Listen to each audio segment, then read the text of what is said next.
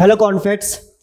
आज हम लोग जो है एक बहुत ही इंपॉर्टेंट सीरीज के साथ आपके बीच में है। ये सीरीज है अपने आप में कॉन्स्टिट्यूशन के बारे में। ये कॉन्स्टिट्यूशन की पूरी कहानी आपको सुनाएगा। आर्टिकल 1 से लेकर और आर्टिकल 395 जितने टोटल आर्टिकल्स हैं उन सारे आर्टिकल के बारे में 22 जो चैप्टर्स हैं इसके जो पार्ट्स हैं उन सारे पार्ट्स के बारे में आपको डिटेल में इसकी अंडरस्टैंडिंग दी जाएगी। प्लस हमारे पास जो 12 के 12 शेड्यूल्स हैं उन सारे शेड्यूल्स के बारे में भी एक एक करके आपको बताया जाएगा। मतलब कुल मिला के जो है सिविल सर्विसेज की प्रिपरेशन के लिए ये कंप्लीट पैकेज होने जा रहा है आपके सामने, जहां पर हम आर्टिकल 1 से लेकर आर्टिकल 395 और उसके पीछे के छुपे हुए सारे वो पहलू और कॉन्सेप्ट्स जो कि जानने बहुत ज़रूरी होते हैं कॉन्स्टिट्यूशन को समझने के लिए और समझने के लिए कि हमारे देश में हमारा जो पॉलिटिकल, एडमिनिस्ट्रेटिव और साथ में अथॉरिटेटिव जो सिस्टम काम करता है वो कैसे काम करता है।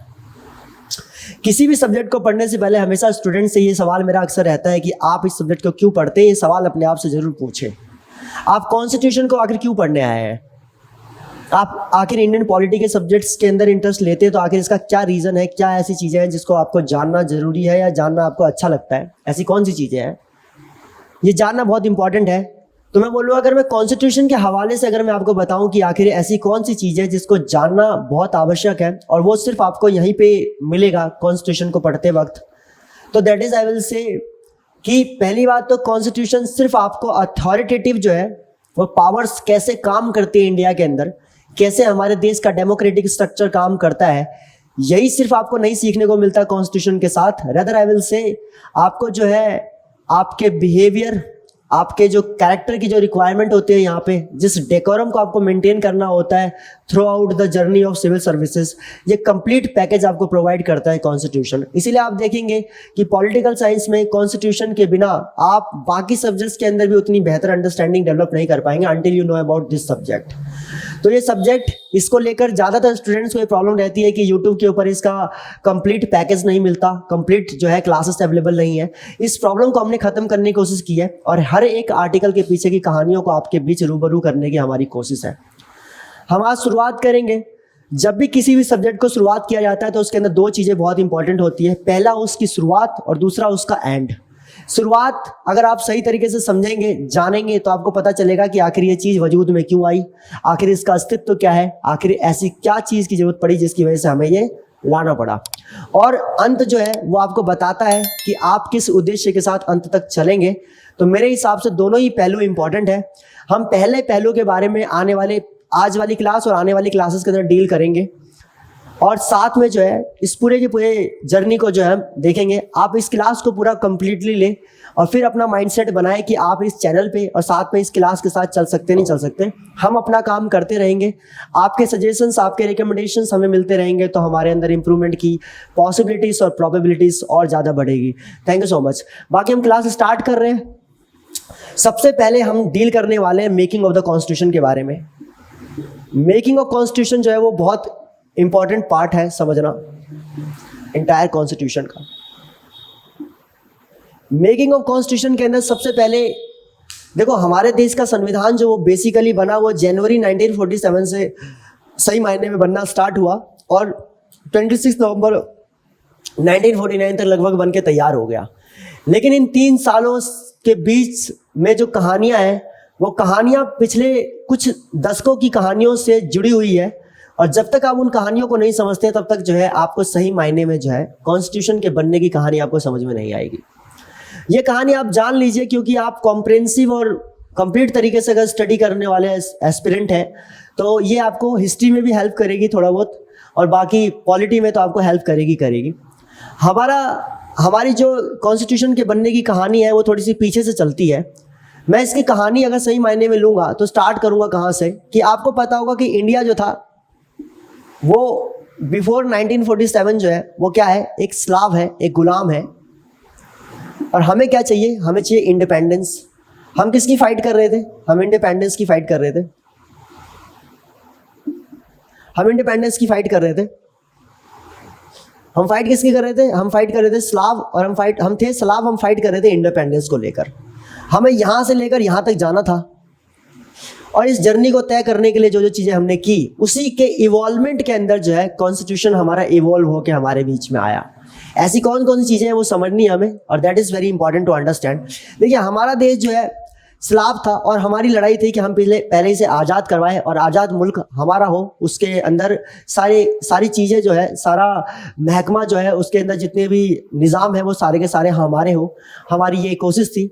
इस कोशिश के लिए हम लोगों ने अपनी आज़ादी की डिमांड रखी। सही मायने में अगर आज़ादी की शुरुआत अगर हम देखें कहाँ से हुई, तो आप देखेंगे इसके मतलब सही मायने में लड़ने के, मैं ये नहीं कह रहा कि उससे पहले के कंट्रीब्यूटर्स नहीं है, उससे पहले लोगों ने इसके लिए ट्राई नहीं किया, लेकिन सही मायने में 28 दिसंबर 1885 का ये दिन और जगह बॉम्बे, ये दिन और ये जगह ये बहुत इंपॉर्टेंट है अपने आप में, क्योंकि इस दिन एक ऐसे ऑर्गेनाइजेशन की स्टार्टिंग होती है जिसने हिंदुस्तान के तमाम उन नेताओं को नेशनल प्लेटफॉर्म प्रोवाइड किया जो अभी तक रीजनली किसी पर्टिकुलर स्टेट के अंदर अपनी आज़ादी के कंट्रीब्यूशन की लड़ाई लड़ रहे थे या अपने देश को आज़ाद देखना चाह रहे थे, उसका सपना जो है अपनी आंखों में बुन रहे थे, वो सारे के सारे अपने स्टेट के अंदर थे। सही मायने में अगर वो लोग जो है नेशनली अगर अपने पूरे देश के को एक साथ लेकर और नेशनली रिप्रेजेंट करने का अगर उन्हें कोई प्लेटफॉर्म प्रोवाइड हुआ तो वो इसी दिन प्रोवाइड हुआ 28 दिसंबर 1885 के दिन बॉम्बे के अंदर। That is I will say the organization which is very important, जिसने देश के तमाम सारे नेताओं को जोड़ा और नेशनल प्लेटफॉर्म पे लेके आई। इस ऑर्गेनाइजेशन का नाम आप लगातार सुनते ही रहते हैं, आप एक बार दोबारा मेरे मुंह से भी सुन ले, दैट इज कांग्रेस। कांग्रेस वजूद में आया 1885 के अंदर 28 दिसंबर को। हालांकि ये मीटिंग पहले पूना में होने वाली थी, लेकिन वहाँ पे कोलेरा फैलने की वजह से जो है बताते हैं कि ये सारे के सारे लोग कांग्रेस जो है बॉम्बे आए। और बॉम्बे के अंदर जो है 3 मेन पर्सनैलिटी है, जिसमें एक A.O. ह्यूम हो गए, जो एक आयरिश जो है आपके सिविल सर्वेंट है, आयरलैंड के सिविल सर्वेंट है। उन्होंने कहा कि हिंदुस्तान के अंदर east India association, Indian association, प्रार्थना सभा, आपकी महाराष्ट्र के अंदर कई सारी लोकल पार्टीज जो है वो फाइट कर रही है। साथ में जो है आपका केटी तेलांग हो गए और उसके बाद और भी प्रोमिनेंट लीडर्स जो है वो मद्रास के अंदर भी कई सारी सभाओं को हैंडल करके बैठे हुए हैं। मद्रास महाजनपद सभा हो गई आपकी। ऐसी बहुत सारी ऑर्गेनाइजेशंस है, मैं और भी ऑर्गेनाइजेशंस है जिसका मैं आपको डिटेल में बताऊंगा। इन सारी ऑर्गेनाइजेशन के अंदर सारे के सारे काम कर रहे थे और सारे के सारे अलग अलग काम कर रहे थे, और अलग अलग काम करने की वजह से इनकी जो एनर्जी थी, इनकी जो स्ट्रेंथ थी, इनकी जो कैपेबिलिटी थी, वो कहीं ना कहीं डिवाइड हो रही थी। तो A.O. ह्यूम ने एडवाइस किया कि आप सारे के सारे लोग जब एक नेशनल प्लेटफॉर्म पे आके लड़ेंगे तो देश की आज़ादी के लिए अच्छी लड़ाई कर पाएंगे। और इनकी ये बात सबको सही में समझ में आई। जितने बड़े प्रोमिनेंट लीडर्स थे, व्योमकेश बैनर्जी हो गए, आपके दादा भाई नरोजी हो गए, सुरेंद्रनाथ बैनर्जी हो गए, आपके सुरेंद्रनाथ बैनर्जी हो गए, आपके फिरोज शाह मेहता हो गए, केटी तेलांग हो गए, जितने भी उस टाइम के जो बड़े लीडर्स हैं, वो सारे के सारे लोगों ने समझा कि हाँ यार, वाकई में हम सब साथ में मिलकर अगर लड़ेंगे तो बेहतर तरीके से रिप्रेजेंट कर पाएंगे, और हम सिर्फ अपने एरिया को रिप्रेजेंट कर रहे हैं। आपने एक मूवी देखी होगी भगत सिंह। उस भगत सिंह के मूवी के अंदर आपने अगर कभी वो सीन नोटिस किया हो जब वो चंद्रशेखर आज़ाद के पास जाते हैं भगत सिंह, और वो आँख के ऊपर हाथ रखकर जो बताते हैं कि अगर आपको लगता है कि हिंदुस्तान का नौजवान जो है वो अपने देश के लिए जान नहीं दे सकता तो ये आप गलत सोचते हैं। जब इस तरह की बातें भगत सिंह जो है चंद्रशेखर आज़ाद के सामने करते हैं, तो वो चंद्रशेखर आज़ाद से एक बात कहते हैं कि बचपन में अपनी माँ से एक सवाल पूछता था। मैं कहता था कि हमारा देश जो है वो इतना बड़ा है, हमारे पास इतनी ज़्यादा जनसंख्या है, और ये अंग्रेज जो है वो मुट्ठी भर लोग भी नहीं है हमारे देश के अंदर, दाल में नमक बराबर भी ये लोग नहीं है, लेकिन उसके बावजूद भी हिंदुस्तान के अंदर ये रूलर्स है और हम लोग जो है स्लाव है। ऐसा क्यों? आखिर इन लोगों का हमारे देश के अंदर जो है हमारे प्रति, हम पे जो है इन लोगों का रूल चलता है, हम इनके गुलाम हैं, और ये इन लोगों को हम क्यों नहीं हरा पाते इतनी जनसंख्या होने के बावजूद भी। तो वो कहते हैं कि मुझे इसका सोल्यूशन आज मिला चंद्रशेखर जी, मुझे पता चला कि मेरा देश जो है वो क्यों आज़ाद नहीं हो रहा, क्योंकि हम सब के सब लोग बटे हुए हैं। कोई पंजाब में लड़ रहा है, कोई महाराष्ट्र में लड़ रहा है, कोई लड़ रहा है, कोई मद्रास में लड़ रहा है अलग, कोई बंगाल में अलग लड़ रहा है, कोई उड़ीसा में अलग लड़ रहा है, कोई नॉर्थ ईस्ट में अलग लड़ रहा है, कोई आपका जो है बिहार के अंदर अलग लड़ रहा है, कोई उत्तर प्रदेश में अलग लड़ रहा है, कोई कश्मीर में अलग लड़ रहा है, कोई हिमाचल में अलग लड़ रहा है, कोई उत्तराखंड में अलग लड़ रहा है, कोई राजस्थान में अलग लड़ रहा है। सारे के सारे लोग अलग लड़ रहे हैं। हम सब के सब जब एक प्लेटफॉर्म पे आगे खड़े होकर लड़ेंगे अंग्रेजों के खिलाफ, तब जाके हमारी ताकत और हमारी एकता दोनों नजर आएगी, और कहीं ना कहीं आज़ादी की उम्मीद भी। इसीलिए A.O. ह्यूम भी सेम एडवाइस करते हैं, और वो कहते हैं कि आप सारे के सारे एक प्लेटफॉर्म पे आए। और साथ में W.C. बैनर्जी, इनको भी बुलाया जाता है, ये प्रेसिडेंट होते हैं इस मीटिंग के। इंडियन नेशनल कांग्रेस के पहले अधिवेशन के जो प्रेसिडेंट है दैट इज WC बैनर्जी, व्योम केश चंद्र बैनर्जी, और साथ में हमारे ओल्ड मैन दैट इज दादा भाई नरोजी। ये हमारे 3 लोग मेनली प्रोमिनेंटली आई विल से, हालांकि और भी बहुत से लोग थे। और ये सारे के सारे लोग जो है इस दिन कांग्रेस की स्थापना करते हैं, और ऐसे करके जो है देश की आज़ादी की लड़ाई जो है वो शुरू होती है। और यहाँ पर कांग्रेस 1885 से लेकर जो है देश की आज़ादी के लिए लगातार लड़ता है। 1885 से लेकर मैं बोलूँगा आपको कि 1905 तक कांग्रेस अंग्रेजी सरकार की हुकूमत के सामने जो है दबाव बनाते रहते हैं, कभी प्रेयर के माध्यम से, कभी पेटिशन के माध्यम से,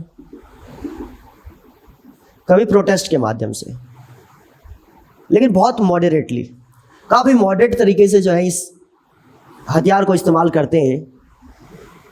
1905 तक, 1905 में एक्सट्रीमिस्ट का एक ग्रुप जो है उभर कर हिंदुस्तान में आता है, जिसमें बिपिन चंद्र पाल हो गए, आपके लाला लाजपत राय हो गए, बाल गंगाधर तिलक हो गए, अरविंदो घोष हो गए।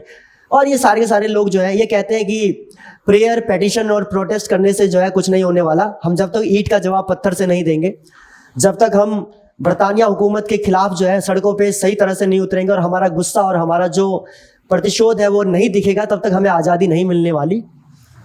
और उसके बाद जो है 1905 में आप देखेंगे कि एक मूवमेंट होता है दैट इज स्वदेशी मूवमेंट प्लस बंगाल पार्टीशन की वजह से होता है ये।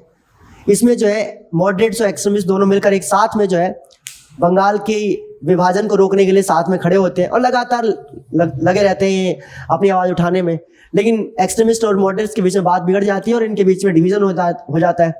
अब कांग्रेस के अंदर ही जो है आपका डिवीज़न हो जाता है, बंटवारा हो जाता है, एक्सट्रीमिस्ट और मॉडरेट्स में लड़ाई हो जाती है और दोनों के दोनों अलग हो जाते हैं। उसके बाद आप देखेंगे कि लाला लाजपत राय वो भारत छोड़कर विदेश चले जाते हैं। अरविंदो घोष और बिपिन चंद्र पाल जो है वो सक्रिय राजनीति से इतिहास ले लेते हैं, संन्यास ले लेते हैं। और और आपका जो है बाल गंगाधर तिलक को जो है उनको 6 साल के लिए जेल हो जाती है 1908 में, और वो भी सक्रिय राजनीति से लगभग अलग ही हो जाते हैं। और मॉडरेट्स जो है उनको तोड़ने में कामयाब हो जाते हैं, मतलब कि कांग्रेस को तोड़ने में जो अंग्रेज कामयाब होते हैं। अब ये षड्यंत्र चलता रहेगा, एक तरफ कांग्रेस, एक तरफ अंग्रेज, एक तरफ कांग्रेस, एक तरफ अंग्रेज चलते रहेंगे, दोनों के षड्यंत्र चलते रहेंगे और फिर भी हमें आज़ादी नहीं मिलेगी, हम लगातार लड़ते रहेंगे। आज़ादी ना मिलने का रीजन ये समझ नहीं पा रहे थे, आखिर ऐसी कौन सी चीज़ थी जिसकी वजह से आज़ादी नहीं मिल रही, ऐसा क्या कारण है जिसकी वजह से आज़ादी नहीं मिल रही, आखिर ऐसे कौन से फैक्टर की रिक्वायरमेंट थी जिससे कि हमें आज़ादी मिले। And then that time a person enters the border of India in 1905 or 1915, that is M.G. Gandhi, Mohandas Karamchand, M.K. Gandhi, Gandhi. कई लोग आप सुनेंगे वो ऐसे बात बोलते हुए मिलेंगे आपको कि गांधी जी ने हमारे देश की आज़ादी के लिए क्या किया। गांधी जी की देश की आज़ादी के लिए उतना ही योगदान है जितना कि महाभारत के अंदर श्री कृष्ण का डायरेक्शन। आप देखो पांडवों की तरफ से कौन खड़ा है, 5 पांडव है और 2-4 इनके जो हम मित्र हैं, जो इनके वेल विशर्स हैं वो खड़े हैं, और एक कृष्ण है बस। और उनकी साइड से कौन है, कौरवों की साइड से जितने भी महाभारत के बड़े बड़े नाम सुनेंगे वो सारे उधर है, दुर्योधन, दुशासन, जितने भी आप बड़े सुनेंगे, आप भीष्म पितामह, कर्ण, जितने भी बड़े बड़े आप पर्सनैलिटीज देखेंगे सारे के सारे किसकी साइड में है, वो उनके साइड। तो भाई वो खुद अकेले ही हैं और ऊपर से उनकी इतनी बड़ी सेना है, इतने गांव के और अलग अलग राजाओं ने उन्हें समर्थन दिया हुआ है। जिन लोगों ने पांडवों को और प्लस कौरवों को दोनों को ट्रेंड किया, द्रोणाचार्य, वो खुद खड़े हैं कौरवों की साइड में। लेकिन फिर भी जो है ये 5 पांडव जीत जाते हैं, कौरव हार जाते हैं। क्यों? सवाल ताकत का नहीं है, सवाल है डायरेक्शन का। डायरेक्शन जो इनको देने वाले इनकी तरफ है, जो कि कौरव की तरफ नहीं है। दिशा देने वाले लोगों की कमी है। अभी तक हमारे पास क्या हो रहा है कि हम खेल रहे हैं, हम लगातार लगे हुए हैं अपनी आज़ादी के लिए, और हमारे पास लीडर्स, ऐसा नहीं कि लीडर्स में कोई कमी है, हमारे लीडर्स सारे एक से एक हैं, सारे एक से एक लीडर्स हैं, सारे लीडर्स एक से एक हैं। लेकिन प्रॉब्लम कहाँ है, अगर बात कहाँ जाके अटक रही है, बात अटक रही है डायरेक्शन पे। डायरेक्शन नहीं पता कि किस डायरेक्शन में चलना है। ये डायरेक्शन को प्रोवाइड करने का काम जो है महात्मा गांधी। अब मैं आपको बताऊंगा कैसे कैसे डायरेक्शन कैसे कैसे प्रोवाइड किया जाता है, आखिर कैसे कैसे डाइवर्ट किया जाता है चीज़ों का। आप एक कॉमन तरीके से सोचना। सबसे पहले मैं आपको एक लीगली बताता हूँ। मैं आपको, ब्रिटेन ने इंडिया को मिलिटरली स्लाव नहीं बना रखा था। ये सल्तनत की तरह और मुगलों की तरह इन्होंने जो है तलवार के दम पे जो है हिंदुस्तान को जो है गुलाम नहीं बनाया था। इन लोगों ने लीगली और लीगली आपसे साइन करवा के स्टैम्प पेपर पे, ये जो स्टैम्प पेपर का जो एक्ट है, इंडियन स्टैम्प एक्ट जो है 1899, ये किसका दिया हुआ है? आप कभी पढ़े? ब्रिटेन का दिया हुआ है। इन लोगों ने लीगली आपके साथ स्टैम्प पेपर पे साइन करवाया, आपके लैंड्स लिए, और पॉलिटिकली आपके पास जो है ये लोग बैठे हुए हैं। जब लीगली और पॉलिटिकली लड़ाई चल रही होती है तो उस मामले में जो है आप सड़क पे उतर के जो है वो हल्लाबाजी करके जो है कभी भी कानून पास नहीं करवा सकते, आप अपने देश को आज़ाद नहीं करवा सकते। आज भी हमारे देश में कानून बनने की प्रक्रिया क्या है? क्या सड़कों पे प्रोटेस्ट होके जो कानून बनते हैं? नहीं। क्या ईंट का जवाब पत्थर से देने वाले लोग, कहने वाले, रेलवे चलाने वाले लोग जो है कानून बनवाते हैं क्या? कानून बनाने का तरीका, कानून बनाने का तरीका क्या है हमारे देश में? हमारे देश की डेमोक्रेसी क्या कहती है? आपको लगता है कि फार्म लॉज गलत है, ठीक है, आप इलेक्शन में आइए, आप इलेक्शन लड़िए, इलेक्शन के अंदर आप जब जीत जाएंगे आपके लोग अंदर आ जाएंगे, फार्म लॉज को रिपील कीजिए। Getting the point?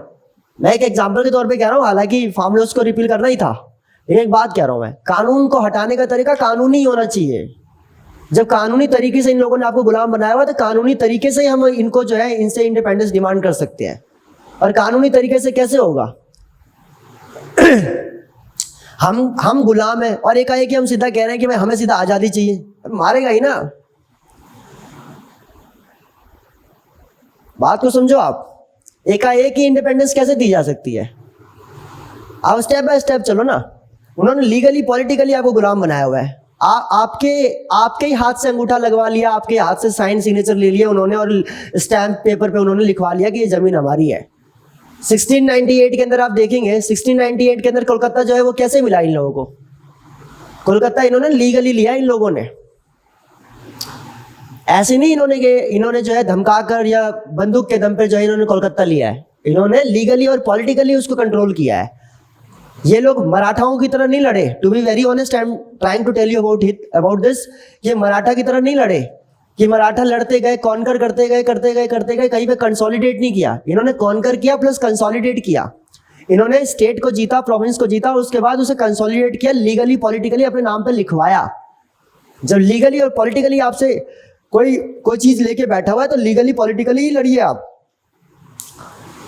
और लीगली पॉलिटिकली लड़ने का तरीका जो इनको प्रोवाइड किया, एक एडवोकेट ही तैयार दे सकता है ना। अभी आप देखेंगे, मैं आपको बताऊंगा, क्रिटिसिज्म के मामले में कहते हैं कि क्रिटिसिज्म होता है कॉन्स्टिट्यूशन का कि इसके अंदर सारे लॉयर्स और पॉलिटिशियंस। अरे भैया, लॉयर पॉलिटिशियंस थे तभी आजादी आ पाई। दुनिया के अंदर आप जहां पे पढ़ेंगे, आप हिस्ट्री पढ़ेंगे, वर्ल्ड हिस्ट्री पढ़ेंगे, आप हर जगह पे वर्ड देखेंगे क्या? आप हर जगह पे वर्ड क्या देखेंगे? रिवॉल्यूशन। आप अमेरिका के अंदर देखेंगे 1776 के अंदर क्या हो रहा है? American revolution. आप 1798 के अंदर आयरलैंड के अंदर क्या देखेंगे? Irish revolution. आप 1668 के अंदर ब्रिटेन के अंदर क्या देखेंगे? Glorious revolution. आप 1789 के अंदर फ्रांस के अंदर क्या देखेंगे? French revolution. आप 1917 के अंदर रशिया के अंदर क्या देखेंगे? Russian revolution. आप 1912 के अंदर चाइना के अंदर क्या देखेंगे? Chinese revolution. आप 1806 के अंदर अमेरिका, आप स्पेन के अंदर क्या देखेंगे? Spanish nationalism. अब लैटिन अमेरिका के अंदर 1830 में क्या देखेंगे आप? वहां पे लैटिन अमेरिका रिवॉल्यूशन। लेकिन हिंदुस्तान में वर्ड रिवॉल्यूशन को यूज नहीं किया गया है हमारे द्वारा, हमने यूज किया है मूवमेंट। समझ आ रही बात? मूवमेंट। क्योंकि रिवॉल्यूशन जो होते हैं वो हमेशा किसके दम पे होते हैं? हथियार के दम पे होते हैं। और मूवमेंट जो होता है, आंदोलन जो होता है, वो कलम के दम पे होता है। तो हमारे यहाँ पे जिन लोगों ने देश की आज़ादी के लिए लड़ा, वो सारे के सारे लोग पढ़े लिखे लोग थे। पंडित जवाहरलाल नेहरू से लेकर, महात्मा गांधी से लेकर, आप सुभाष चंद्र बोस से लेकर, सुभाष चंद्र बोस की काबिलियत कम थी, सुरेंद्रनाथ बैनर्जी से लेकर, आपके दादा भाई नौरोजी से लेकर, सारे के सारे राइटर्स, पॉलिटिशियंस, लॉयर्स, ये वो लोग हैं। सुभाष चंद्र बोस ने इंडियन सिविल सर्विसेज का एग्जाम ब्रिटेन में जाके क्रैक करके ब्रिटेन के मुंह पे फेंक के मारा था कि ले पकड़, अपनी नौकरी अपने पास रख, हमें नहीं करनी ऐसी गुलामी। तो आप समझिए कि हम कौन से लोग हैं। इन्होंने बताया कि यार हम लोग पढ़े लिखे लोग हैं, हम एडवोकेट लोग हैं, तो हम पढ़े लिखे तरीके से चलते हैं ना। आप इंडिया में देखो आज की डेट में क्या होता है, अबे भाई तुम स्टूडेंट हो, अगर कोई लॉ गवर्नमेंट लेके आ रखी है तो तुम स्टूडेंट हो, तुम पढ़े लिखे लोग हो, तुम पढ़े लिखे तरीके से देश की सरकार से, देश की जो हुकूमत है आप उससे अपने हक की लड़ाई लड़ोगे या ट्रेन जला दोगे या अपनी प्रॉपर्टी को तोड़ोगे? भाई कब समझोगे इस बात को? ये समझने का वक्त आ गया है कि हम रेलवे जलाकर जो है अग्निपथ के लिए लड़ाई लड़ेंगे कि अग्निपथ की स्कीम बेकार है, हम रेलवे जला देंगे अदरवाइज? ये 70s का जमाना है क्या? ये सल्तनत का पीरियड चल रहा है कि जहां पर जो है डेमोक्रेसी नहीं है, किसी तरह का जो है लॉ एंड ऑर्डर नहीं है। और चीज किसकी चला रहे हो आप? ये रेलवे कौन सी रेलवे है जिसमें आप सफर करते हैं? दिल्ली वालों के लिए तो दिल्ली वाले या यूपी वाले, या मैं बाकी स्टेट की बात करूं तो ये सारे के सारे स्टेट के लोग जो है, ये लोग जब मेट्रो और रेल के सफर का जो आनंद लेते हैं, दिल्ली वाले तो मेट्रो का लेते हैं तो वो रेगुलर बेसिस पे, लेकिन यूपी और बिहार के अंदर ज्यादातर कौन से हैं? जितने लोग बाहर से लंबा सफर करने के लिए वहां पे जाते हैं उससे ज्यादा लोग लोकली यूज करते हैं बिहार के अंदर, बिहार के ट्रेन का। स्टूडेंट लोग, हमारे यहाँ पे स्टूडेंट लोग जाते हैं, बस पकड़ के जाते हैं स्कूल के अंदर। हमारे यहाँ पे प्रताप बिहार से किसी को अगर जाना होता है, पीतमपुरा जाना होता है तो हम बस पकड़ के जाते हैं, लेकिन बिहार के अंदर बस पकड़ के नहीं जाते, वहां पर रेलवे से जाते हैं। अपनी प्रॉपर्टी को चला रहे हो जिससे तुम रोज जाते हो।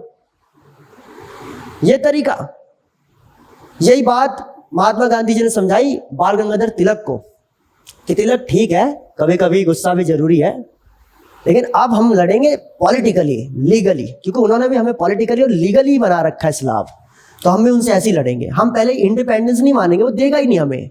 हम पहले मांगते हैं dominion status. Dominion status, dominion status का मतलब क्या? डोमिनियन स्टेटस का मतलब ये कि सर आप हमें पहले, अगर आपको लग रहा है कि हम काबिल नहीं है, आप कह रहे हैं कि हमारे अंदर सेल्फ स्टीम नहीं है, सेल्फ रिस्पॉन्सिबिलिटी नहीं है, सेल्फ हमारे अंदर जो है पावर्स नहीं है, हमारे अंदर सेल्फ कॉन्फिडेंस नहीं है, हम सेल्फ रूल नहीं कर सकते, अगर आपको ऐसा लगता है तो सर एक काम करो, आप हमें पहले 1 साल, 5 साल, 10 साल के लिए जो है देश को संभालने की जिम्मेदारी दो अंदर से। बाहर से कंट्रोल अपना ही रखना, फॉरेन के मामले आप ही देखो। जो नेशनली जो चीजें जरूरी है, जैसे करेंसी सिस्टम इंपॉर्टेंट है, बैंकिंग सेक्टर जो है वो सेंटर के पास होना जरूरी है, सब आप ही रखो, कोई दिक्कत नहीं।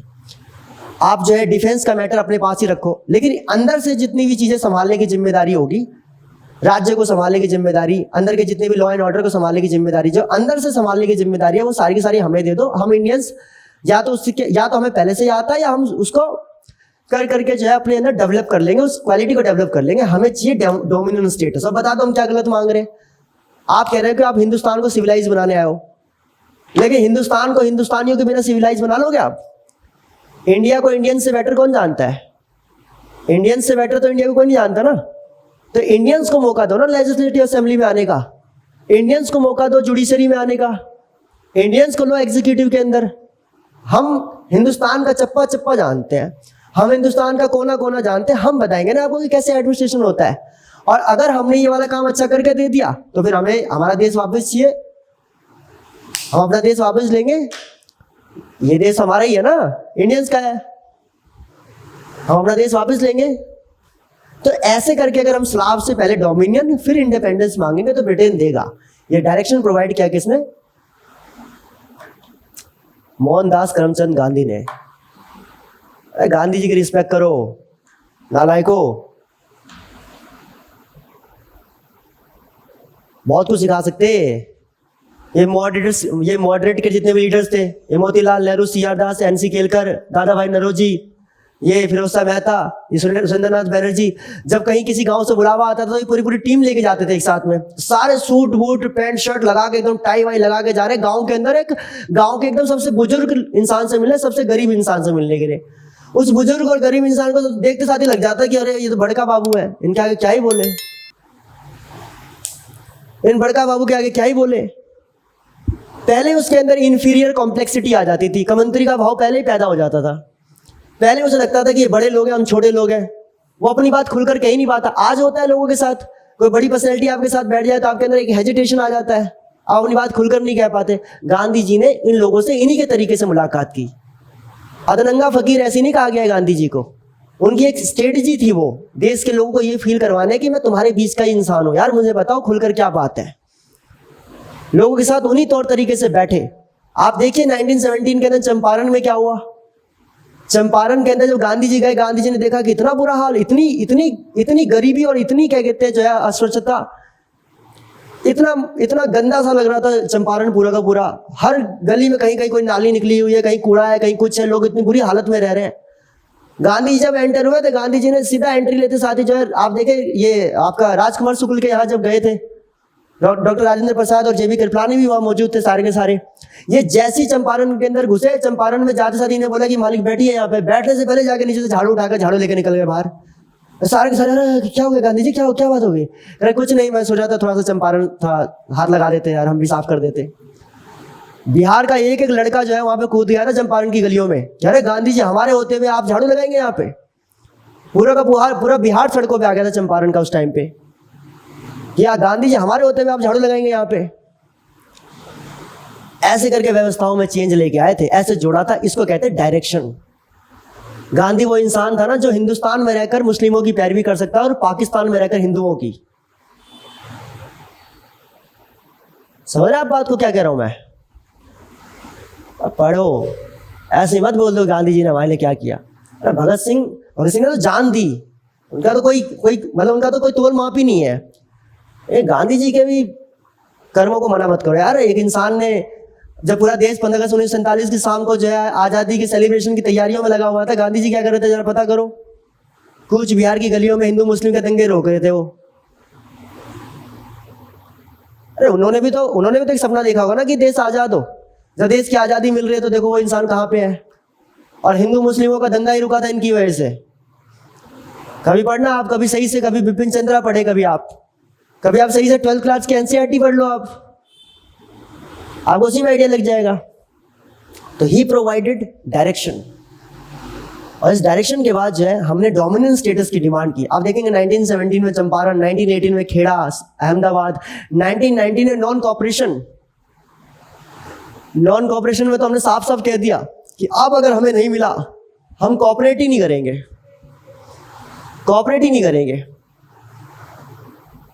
तुम्हारी सबसे बड़ी ताकत क्या है? अपना सामान बेच रहे हो, हम सामान ही नहीं लेंगे तुम्हारा, मार्केट खत्म। आप एनसीईआरटी के अंदर पढ़ना, आई थिंक मेरे सामने 10th क्लास या 9th क्लास के अंदर भारत का राष्ट्रवाद नाम का एक चैप्टर है, उसमें बाकायदा लिखा हुआ है। आप देखना 102 करोड़ की इकोनॉमी थी ब्रिटेन की, 102 करोड़ की 52 करोड़ पे लाके खड़ा कर दिया था सिर्फ 2 साल के अंदर में। इसको कहते हैं इकोनॉमिक चोट जो ब्रिटेन को पहुंचाई। ऐसी चोट पहुंचाई कि उसको लगा कि ना। आप देखिए इस टाइम पे शायद मेरे साथ लॉर्ड इरविन, इस टाइम पे नहीं, लॉर्ड इरविन तो खैर आगे हैं। आई थिंक मोंटोगो चेम्सफोर्ड जो है इस टाइम पे वाइसराय होते हैं। हाँ, Montagu Chelmsford, I am not being able to recall name properly, अगर होगा तो आप करेक्ट कर लेना यूट्यूब पे। आप देखिए, आप वो कह रहे कि यार ये गांधी जी, ये इनकी टीआरपी बढ़ती जा रही है यार, इनको रोको यार। इनकी आर्मी के, इनकी पुलिस के लोग क्या कह रहे हैं? अरे मालिक करे क्या इनके साथ? ये कर क्या रहा है? कुछ गलत कर ही नहीं रहा। ये कह रहा है रघुपति राघव राजा राम, इनको सद्बुद्धि दो भगवान। जो आपकी भलाई के लिए अगर सड़कों पे खड़े होकर अगर आपके लिए दुआएं पढ़ रहा हो तो उस पर कैसे डंडा चला दे यार हम? इसको कहते हैं इमोशन से खेलकर काम करवाना। इसे कहते हैं direction. He provided and then the game changed. आगे की कहानी और जोरदार है। उसके बाद देखेंगे आप 1922 के बाद की कहानी में क्या हुआ कि 1922 में आपको पता होगा गोरखपुर में चोरा चोरी का एक इंसिडेंट हो गया, जिसकी वजह से हमें जो है रोकना पड़ गया। और उसके बाद जो है हमें गांधी जी ने कॉल ऑफ कर लिया। इसका भी एक रीज़न बताऊंगा मैं आपको। इसका भी इसकी भी एक स्ट्रेटेजी थी कि इसको क्यों रोका गया, इसको रोकने का क्या कारण था, आखिर क्या चीज़ें हुई थी। आप ये ना सोचे कि ये पॉलिटी की चीज़ें हिस्ट्री में यहीं से कॉन्सेप्ट निकलेंगे आपके। Just wait for the moment, I am trying to link, ठीक है। और ऐसे भी पॉलिटी अकेला पढ़ के उसमें अच्छे नंबर ला के करोगे क्या जब तक आपको हिस्ट्री का ना पता? तो बेटर है कि लिंक कर ही लो, ठीक है, समझ ही लो जो बताया जा रहा है। तो 1922 के अंदर पीक पे पहुंच गया था नॉन कॉपरेशन अपनी पीक पे था।